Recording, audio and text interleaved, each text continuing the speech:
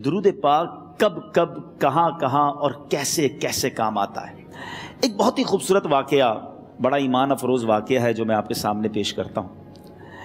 ایک دوست نے اپنے ایک دوسرے دوست کو قرض دیا، اور جب اس نے قرض دیا تو وہ قرض ایک بڑی اماؤنٹ تھی، 3000 دینار۔ وہ ٹائم آ گیا جب اس ٹائم وہ قرض لینے کے لیے اپنے دوست کے پاس گیا کہ بھائی مجھے میرے پیسے واپس دو، تو اس نے کہا کہ پیسے تو نہیں ہے میرے پاس، میں کولیپس ہو گیا ہوں، بزنس اب میرا ختم ہو گیا ہے، میں تمہاری رقم نہیں دے سکتا۔ اس نے ایک اور ٹائم دے دیا اسے کہ ٹھیک ہے اب اتنے دنوں کے بعد میں دے دوں گا۔ وہ ٹائم بھی گزر گیا، اور جب وہ ٹائم بھی گزر گیا تو اس کے بعد اس دوست نے کہا کہ اب تو پیسے دے دو بھائی، میرا ٹائم پورا ہو گیا ہے۔ پھر نہ دے سکا ٹائم۔ آخر کار معاملہ جو ہے وہ کورٹ میں چلا گیا، قاضی کے پاس چلا گیا۔ اب قاضی نے جس کو پیسے دینے تھے اس کو بلایا اور کہا کہ بھائی آپ کو اس کے پیسے دینے ہیں؟ کہتا ہے ہاں پیسے تو دینے ہیں۔ تو کہا پھر دیتے کیوں نہیں ہو؟ کہا پیسے ہیں ہی نہیں، کاروبار ہی ختم ہو گیا ہے، قرضہ تو لیا تھا، اب میرے پاس بچا ہی کچھ نہیں ہے۔ تو کہا اچھا اب یہ بتاؤ کہ کب دو گے، کیسے دو گے؟ اس نے کہا بس میرے پاس پیسے ہی نہیں ہیں۔ تو کہا اب تمہارے پاس 30 دن کا ٹائم ہے، 30 ڈیز میں یا تو اس کے پیسے لوٹا دو یا 30 دن کے بعد تمہیں قید کر دیا جائے گا۔ یہ شخص اب گھر آیا، پیسے تو تھے نہیں، مگر شاید علماء نے لکھا کتابوں میں، یہ واقعہ کئی بڑی بڑی کتابوں میں لکھا اور درود پاک کے فضائل کی بڑی بڑی کتابوں میں لکھا، اور اس شخص نے سوچا کہ اس نے ایک حدیث پاک پڑھی ہوئی تھی کہ جس میں یہ نبی پاک علیہ الصلوۃ والسلام نے فرمایا ہے، جس کا مضمون ہے کہ جو شخص پریشان ہو، مصیبت زدہ ہو، اسے چاہیے کہ مجھ پر کثرت سے درود پاک پڑھے، کیونکہ درود پڑھنا مصیبتوں اور پریشانیوں کو لے جاتا ہے۔ اب اس عاشق رسول نے سوچا اور تو کچھ ہے نہیں، اب میں درود پاک پڑھنا شروع کرتا ہوں۔ صبح سے لے کر شام تک وہ درود پاک پڑھنے لگ گیا۔ 27 دن گزر گئے، only 3 days left، 3 دن باقی تھے قاضی کے پاس جانے میں۔ 27 دن گزر گئے درود پڑھتے پڑھتے۔ جب 28ویں رات آئی تو آنکھیں تو بند ہوئیں، مگر خواب میں اسے ایک آواز آئی، گھبراؤ نہیں، تمہارا قرضہ ادا کر دیا جائے گا، تمہارا مسئلہ سالو ہو جائے گا۔ صبح اٹھتا ہے، درود پاک پڑھ رہا ہے، مگر کہتا ہے یہ آواز سے تو مسئلہ حل نہیں ہوگا، پیغام کیا ہے اسے سمجھ نہ آیا۔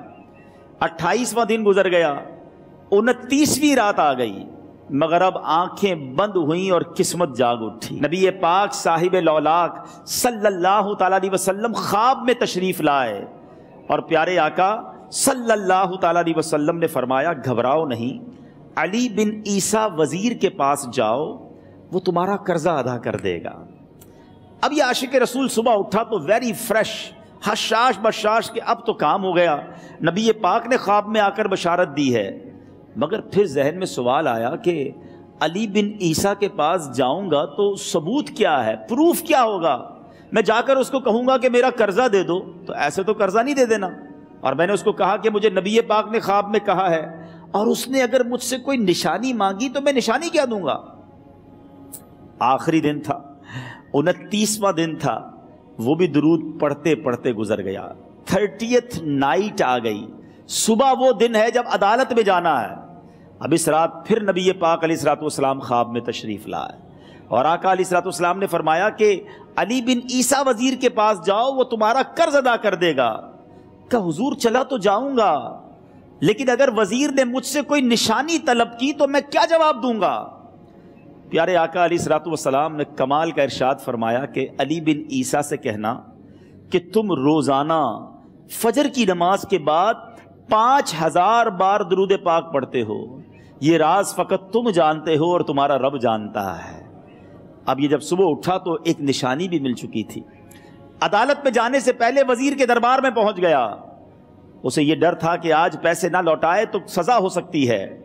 جب وزیر کے دربار میں پہنچا تو وزیر اپنے مشیروں کے ساتھ بیٹھا تھا۔ کہا مجھے آپ سے بات کرنی ہے۔ کہا بتاؤ کیا بات کرنی ہے؟ کہا میں ایک پیغام لایا ہوں آپ کے لیے۔ اچھا کس کا پیغام لائے ہو؟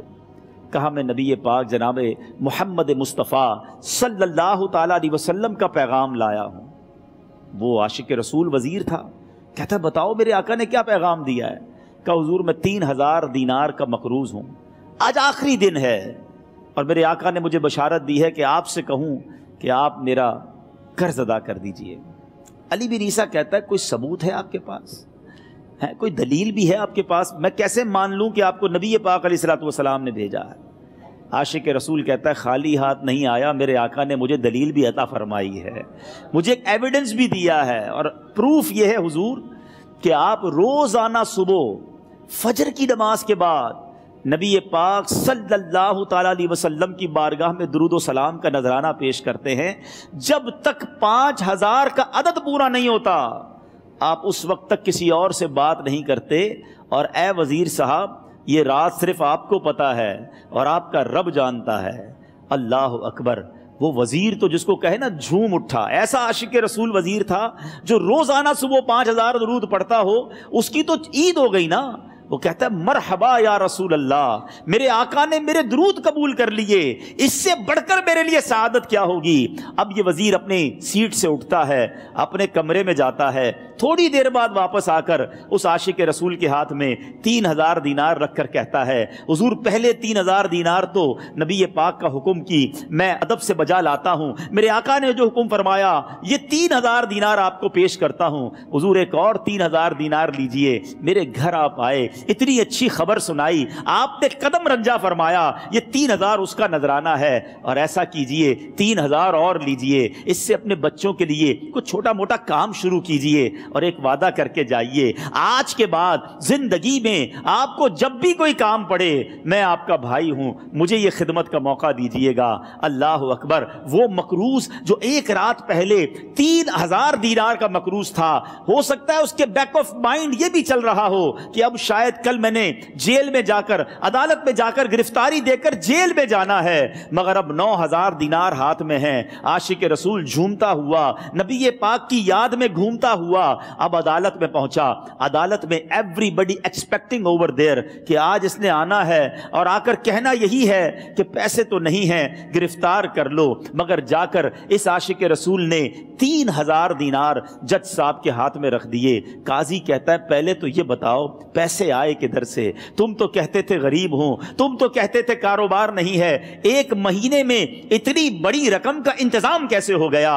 سبحان اللہ! اس عاشق رسول نے گویا زبان حال سے یہ کہا ہوگا کہ یہ تو کرم ہے ان کا، ورنہ مجھ میں تو ایسی بات نہیں، اتنا دیا سرکار نے مجھ کو، اتنی میری اوقات نہیں۔ اس نے وہ پورا واقعہ بھری عدالت میں سنا دیا۔ اللہ اکبر! میرے پیارے اسلامی بھائیوں ذرا سوچو پہلے زمانے میں کیسے عاشقان رسول ہوا کرتے تھے، وہ جج وہ قاضی بھی کیسا سرکار علیہ الصلوۃ والسلام کا عاشق تھا۔ اپنی سیٹ سے اٹھتا ہے، بھرے دربار میں بھری عدالت میں وہ اپنے چیمبر میں اپنے کمرے میں جاتا ہے، اور تھوڑی دیر بعد واپس آ کر اس کے ہاتھ میں بھی 3000 دینار ہیں، اور وہ 3000 دینار جو ہے وہ اس عاشق رسول کے ہاتھ میں رکھتا ہے کہ سارا ثواب علی بن عیسیٰ کیسے لے جائے، میں بھی تو نبی پاک کا غلام ہوں، میں تمہارا قرضہ میں ادا کرتا ہوں۔